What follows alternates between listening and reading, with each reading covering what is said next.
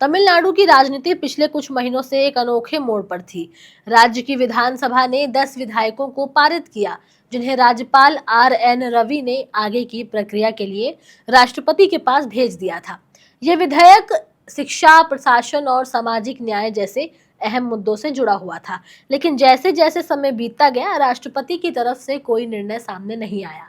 सरकार बेचैन थी, जनता परेशान और सवाल हवा में थे। क्या राष्ट्रपति के फैसले का कोई समय तय नहीं?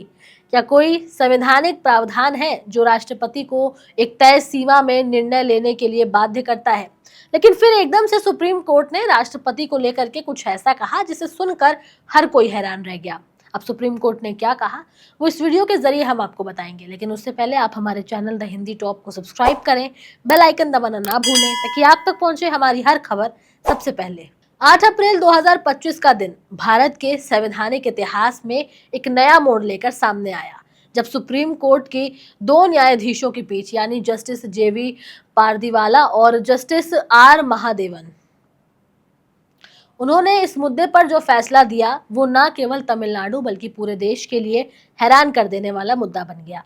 कोर्ट ने कहा कि जब कोई विधेयक अनुच्छेद 201 के तहत राष्ट्रपति के विचारार्थ को भेजा जाता है तो राष्ट्रपति को 3 महीने के भीतर उस पर निर्णय लेना चाहिए। इतना ही नहीं, कोर्ट ने यह भी स्पष्ट किया कि अगर 3 महीने की इस अवधि से ज्यादा देरी होती है तो केंद्र सरकार को संबंधित राज्य सरकार को सूचना देनी होगी कि देरी का कारण क्या है और ये बताना होगा। अब सवाल यह है कि आखिर ये अनुच्छेद 201 है क्या?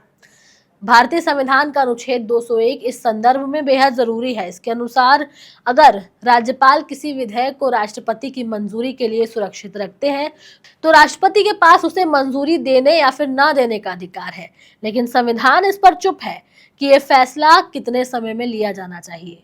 यही चुप्पी अब तक केंद्र और राज्य के संबंधों में खटास पैदा करती रही है। तमिलनाडु का मामला भी इसी संवैधानिक साइलेंस का शिकार था। राष्ट्रपति के साइलेंस पर तमिलनाडु सरकार ने इस मुद्दे पर न्याय की उम्मीद के लिए सुप्रीम कोर्ट का दरवाजा खटखटाया।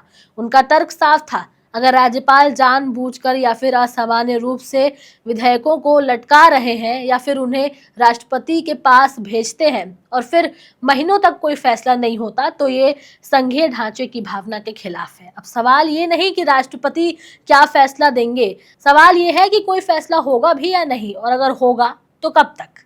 बताते चले कि सुप्रीम कोर्ट ने राज्यपाल आर.एन. रवि द्वारा 10 विधायकों को राष्ट्रपति के पास भेजने की प्रक्रिया को गैरकानूनी और त्रुटिपूर्ण करार दिया था। न्यायमूर्ति पारदीवाला ने लिखा था कि जब राज्यपाल विधेयकों को सिर्फ इसलिए राष्ट्रपति के पास भेज देते हैं क्योंकि वो उनसे सहमत नहीं है तो ये विधायी प्रक्रिया की भावना के खिलाफ है। कोर्ट का ये फैसला भी अचानक नहीं आया। कोर्ट ने इस दौरान 2 बड़ी संवैधानिक रिपोर्ट्स का हवाला दिया था, सरकारिया आयोग 1983 और पुंछी आयोग 2007।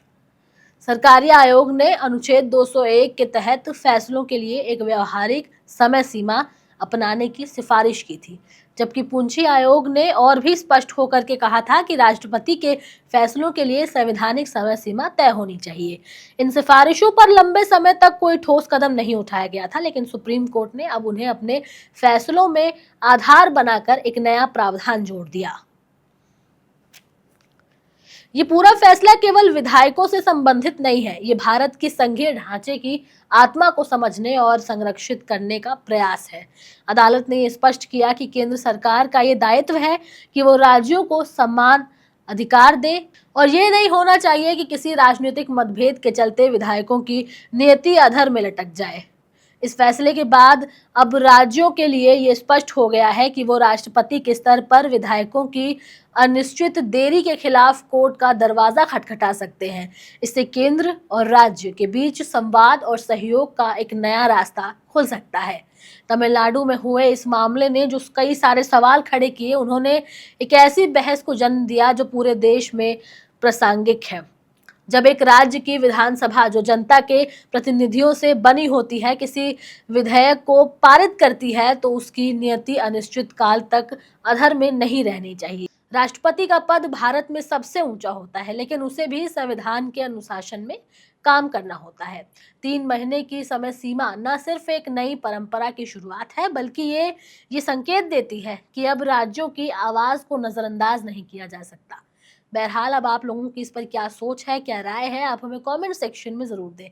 कैमरे के उस पार मेरा साथ दे रहे थे मेरे साथी शिव कुमार। मैं आपके साथ तनु चतुर्वेदी। हमारे चैनल द हिंदी टॉप को सब्सक्राइब करें।